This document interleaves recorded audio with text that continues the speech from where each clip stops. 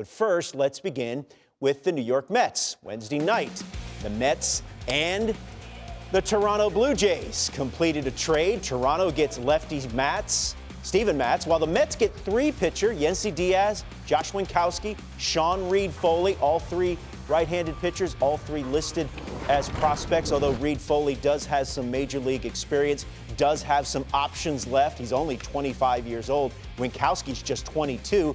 Yennsy Diaz does have big league experience. He only has one big league appearance, but he automatically becomes the 30th prospect according to MLB.com, while Winkowski the 26th prospect in the Mets system now. Also, it saves the Mets about $5 million or so, and we'll get into what that could possibly mean in just a second. But Carlos, let's take it from a Blue Jays perspective. What do you make of Matz going to Toronto? Now, this is a great move by Toronto. They've been so active this whole offseason. I think they hit it in stride. I mean, all of those acquisitions have been very positive, and this would certainly solidifies their pitching staff. And look, the lineup is set. It looks like pitching is going to be set. These guys are for real, Cliff. Yeah, and adding the depth is the most important thing. Now, look, when you look at Steven Matz and what he's bringing to the table, is he going to be middle of the pack of the rotation? Is he going to be the back end? And last year he dealt with some shoulder discomfort, and you saw it sort of in his, in his delivery and his pitch off the fingertips. And that's all the things we're watching as hitters. And what can we eliminate from the repertoire? Because if he's not throwing a sinker for strikes, Los, we can just sit on fastball, and you're not going to always hit your spots. Yeah. So I think when you look at Steven Matz, can we get him back to 18 and 19, where you at least saw him out there consistently, and he gave you, quality innings. So I think this is a great move, as you mentioned, by the Jays, because now you're adding some depth in a year where you're going to need more pitchers. You're adding guys to a rotation that still maybe needs a little bit more help, but you have 1, 2, 3, you have about 6 guys that you can, that Charlie Montoyo can now mess around with, and whoever has a really good spring. We always know we have bumps in the road as far as, arms and stuff going into camp. But I would say that is how you want to look.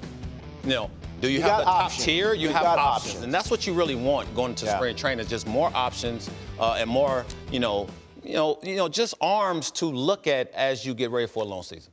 Yeah, you look at that list, and there's a lot of X factors there. I think Nate Pearson is going to be a star. Beast. He definitely has the stuff that plays. But for Matz, and you mentioned there's a lot of different things that did not go right for him in 2020, some shoulder discomfort, but also, and you mentioned the sinker here, Cliff. I mean, look at this. 53.7% of the time, he threw the sinker.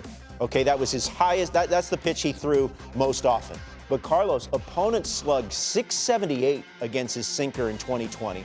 Second highest opponent slug against the pitch for any pitcher.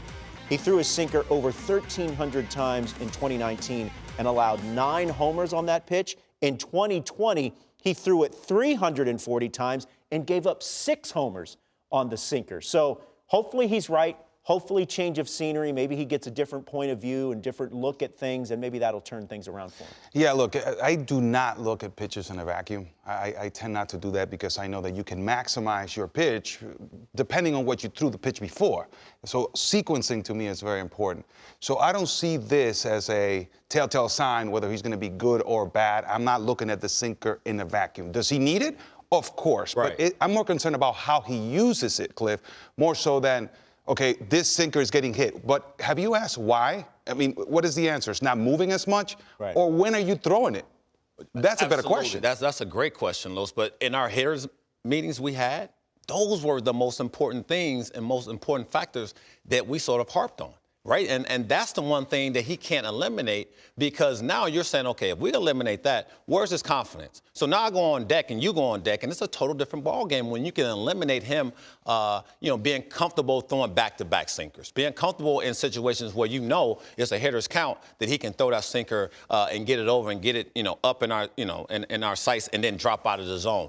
Those are important things when you talk about factors as far as being in a sequence that you can do when you have the confidence. Yeah. So if you lose that, you and I as hitters is going to feast on that, 9 times out of 10. And I think that's where he has to get the confidence back to have a sequence where he understands. And that's when you talk about the best in the business. When you know a pitch is coming and you still can't hit it. That's what he has to get back to because it's really good and effective when it's on. By all accounts, I mean, just reading from the people that played with him and people in the Mets front office, he was just a great guy, a pleasure to deal with, always active in the community, obviously grew up in the area. Right. So shout out to Steven Matz, and hopefully he finds a better home in Toronto. As for the Mets and what this deal means for them, a couple of things. I mentioned they're looking for guys with some options, some up and down guys. Right. That's what Joel Sherman said. A lot of executives are looking for, you know, this offseason. Guys that can go up and down, go down to the minors, guys with options left. Also for the Mets is that payroll. You save about $5 million with Steven Matz not there anymore.